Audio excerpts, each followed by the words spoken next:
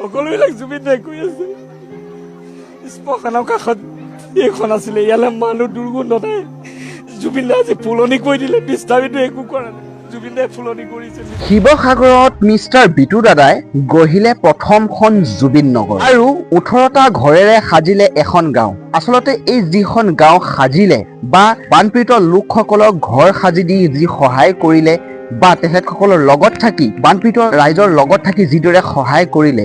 এই সহায় আচলতে জুবিন দাই কৰিলে এই মন্তব্য মোৰ মন্তব্য নহয় যে মিষ্টাৰ বিটু দাদাই নিজে ক'লে চাওকচোন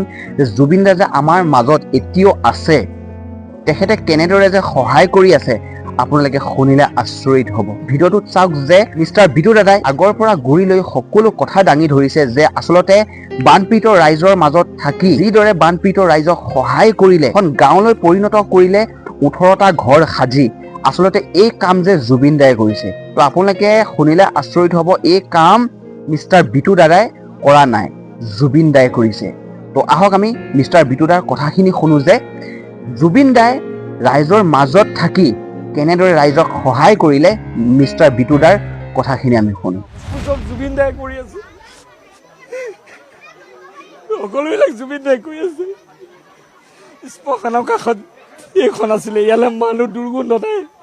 জুবিন দাই আজি ফুলনি কৰি দিলে বিস্তাৰিত একো কৰা নাই জুবিন দাই ফুলনি কৰিছে বিস্তাৰিত একো কৰা নাই জুবিন দাই আত্মাই পোৱাইছে মই একো গম নাপাওঁ কেনেকৈ এইটো জেগা পালোহি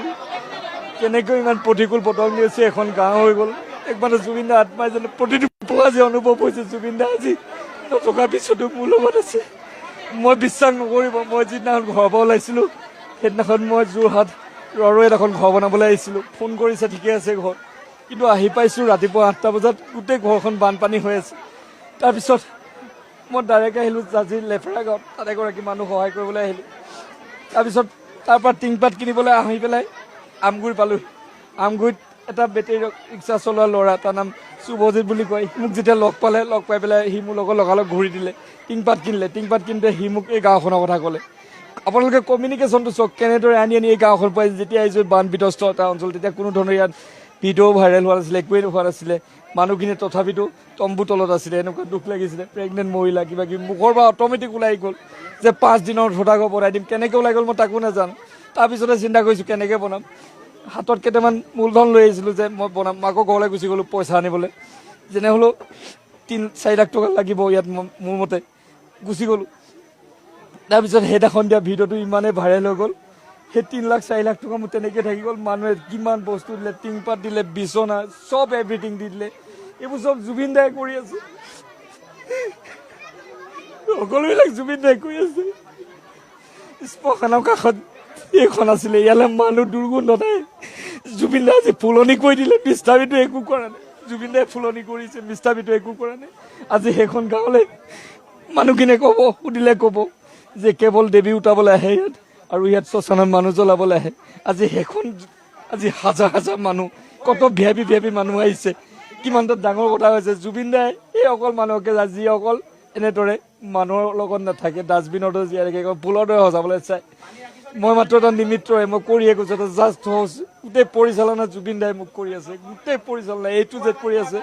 জীয়াই থাকোঁতেও অন্ধ আশ্ৰম প্ৰতিষ্ঠা কৰিলে জুবিন দাৰ কাৰণে 90% জুবিন দাৰ কাৰণে কৰিলে জীয়াই থাকোঁতেও মোক পৰিচালনা কৰিছিলে জুবিন দাই মৃত্যুৰ পিছতো জুবিন দাই পৰিচালনা কৰিছে প্ৰতিটো ক্ষেত্ৰতে আজি মই গৌৰৱে ক'ব পাৰোঁ মই জুবিন ক্ষেত্ৰত গৈ এখনো ফটো উঠা নাই আজিলৈকে কিয়নো দুখ লাগে জুবিন দাই সেই ছবি মই মোবাইলত ৰাখিবৰ বাবে জুবিন দাই যেতিয়া সেই গীতত দাগ কৰিছে মই গুৱাহাটীত সেই ভিডিঅ' চাব তাত মই শপত খাই আহিছিলোঁ যে মই জুবিন দা মই আগতে যিমান কাম কৰিছিলোঁ মানুহৰ বাবে আপোনাৰ এই নজলা চিতাত মই আজি এই বেদী বনাইছে তাত মই শপত খাই আহিছোঁ আপোনাক অলপ দেৰি পিছত ইয়াত দাহ কৰিব যে ইয়াতকৈ বেছি কাম কৰি ইমানেই কাম কৰি এদিন জুবিন দা সদায় জয়ী হৈ থাকিব আপোনাৰ আত্মা সদায় অমৰ হৈ থাকিব জুবিন দা আত্মা সদায় অমৰ কিন্তু জুবিন দা যদি সদায় জয়ী হৈ থাকে সেইবাবে কাম কৰি আছিলোঁ আজি জুবিন দা আত্মাৰ প্ৰতিটো মুহূৰ্ততে মোক লগ দিছে সেইদিনা যোৰাবাট মই বৰপেটাৰ পৰা আহিছোঁ ইয়াত পাবহি লাগে যে টাইমত মই যোৰাবাট পাৰ হৈ আহিছোঁ 1 মিনিটৰ পিছত যোৰাবাটত বানপানী কৰি দিছে কেনেকৈ বচাই দিছে ভাবি চাওকচোন উগ্ৰ বৰষুণ দি থকা ঠাইত মই যেতিয়াবা ঘৰ বনাইছোঁ বৰষুণ নিদিয়া হৈ গ'ল ইয়াত মানুহ সুধিব জাজি নদীয়ে গোটেই যোৰহাটী অকত সোমাইছে কিন্তু এইটো জেগাত অকণো এফেক্ট নকৰা হৈ গ'ল মোৰ বিশ্বাস আছে জুবিন দাৰ নগৰ নামেৰে পৰিচিত কৰিছোঁ আৰু এই নগৰে জুবিন দাৰ আত্মাই পুনৰবাৰ এই ঘৰ কেতিয়াও নাভাঙে, যি 17-18টা ঘৰ ভাঙিলোঁ কেতিয়াও নাভাঙে। আপোনালোকে চাই থাকিব, জুবিন দাৰ আত্মা সদায় আছে, সদায় থাকিব মহান আত্মা। ধন্যবাদ আপোনালোকক। মিষ্টাৰ বিটুৰ প্ৰতিটো প্ৰজেক্ট জুবিন নগৰ নামেৰে নামাঙ্কিত হ'ব নেকি? আচলতে এটা কথা কওঁ কি, প্ৰতিটো নগৰ বুলি ক'লে ভুল হ'ব। আজি এইখন গাঁও নামটো নামাকৰণ নাছিলে, ইয়াত অকল শ্মশানখন নামেৰে জানিছিলে শান্তিবন বুলি, সেইকাৰণে জুবিন নগৰ কৰিলোঁ। কিন্তু নেক্সট যদি ৰাইজে কয় এখনো জুবিন নগৰ কৰিম, কাৰণ এতিয়া চুমনি পথাৰত বনাই আছোঁ, তাৰ এখন গাঁৱৰ নাম আছে চেলেংহাট বুলি। যদি মানুহে কয় বোলে আমাৰ এইকেইটা ঘৰ জুবিন নগৰ কৰি থৈ যায়, তেতিয়াও তাত হ'ব। কিন্তু এইখন নগৰ কৰিবলৈ মানে এটা কাৰণে সুবিধা হ'ল যে মানুহখিনি কোনো ইয়াৰ পৰিচয় নাছিলে, থাকিব লাগে থাকে, খাব লাগে খায়, কাম কৰিব লাগে কাম কৰে। এখন শ্মশানৰ নামে জনাই আছিলে, ৱাৰ্ডটোৰ নাম 2 নং ৱাৰ্ড আছিলে, এতিয়া জুবিন নগৰ হ'বলৈ এইটো কাৰণে সুবিধা হ'ল। এয়া জুবিন দাই কৰাইছে, সকলো জুবিন দাই কৰাইছে, তাৰ বাদে বেলেগ কোনো নাই ইয়াত।